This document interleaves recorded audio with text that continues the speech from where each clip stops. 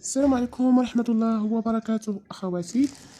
صوفيا طالوني كيفضح الأخ ديالو، كيطالب من السلطات أنهم يتم القبض عليه. وأنتم غتسمعوا شنو دار الأخ ديالو.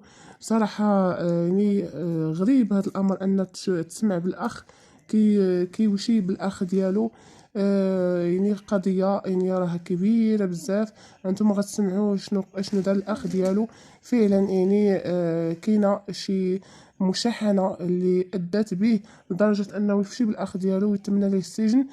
فعلا حياة ما كتمناها لتا واحد. حياة ديال هاد الناس هادو فعلا بحال الجحيم. كل واحد فين شادها، واحد دار تحول جنسي، واحد عايش حياة كيبيع ويشري في الحرام.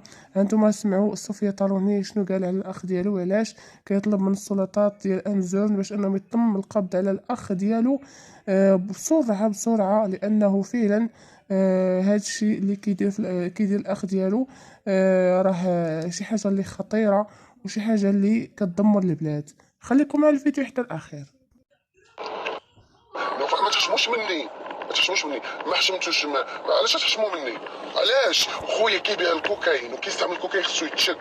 انا من هنا كنشد السي الحموشي وكنشد شرطه الانزورن، هي غديروا خدمتكم، هي غادي نديركم محتوى حتى يتشد خويا.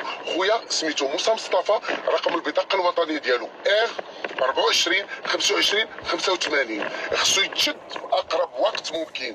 انا سميتي نوفل موسى، كنشهد بانه خويا كيبيع الغبره وكيستعمل الغبره. كاين شي حاجه اكثر من هذه؟ فالا ما تشدش فما غتلوموا غير راسكم، لانه غادي ما غنبقى نهضر عليكم حتى غيتشد خويا. خصكم تطبقوا القانون كما كتطبقوا على ناس اخرين، طبقوا على خويا كيبيع الكوكايين وكيستعمل الكوكايين. ديوه حلوه، شوفوا فلوسه، شوفوا شنو تيدير. كيبيع الكوكايين وكيقمر، يعني واخا ما تلقاوش عنده فلوس بزاف في البنكه مشاو في القمر. خويا كيبيع الكوكايين. ديروا عليه لونكيت وسيروا تعقلوا. اش كتسناو؟ انا